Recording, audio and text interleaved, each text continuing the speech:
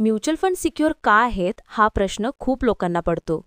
पहिला major reason, SEBI आणि amphi जैसे रेग्युलेटर्स म्युच्युअल फंड्सवर टाईट नजर ठेवतात, म्हणजे तुमचा पैसा सेफ हँड्समध्ये आहे. आणि दुसरा पॉईंट डायव्हर्सिफिकेशन. म्युच्युअल फंड्समध्ये पैसा एकाच कंपनीमध्ये नाही तर खूप कंपनीजमध्ये इन्व्हेस्ट होतो. सो एक कंपनीला लॉस झाला तरी सगळ्या फंडवर इम्पॅक्ट कमी होतो. रिस्क खरंच डिवाइड होते. तिसरा, फंड मॅनेजर्स. हे प्रोफेशनल्स आहेत. मार्केटचा डीप एनालिसिस करून इन्व्हेस्ट करतात. तुम्हाला मार्केट समजून घ्यायला नाही लागत. एक्सपर्ट्स तुमच्यासाठी काम करतात. ट्रान्सपरन्सी पण खूप इम्पॉर्टंट आहे.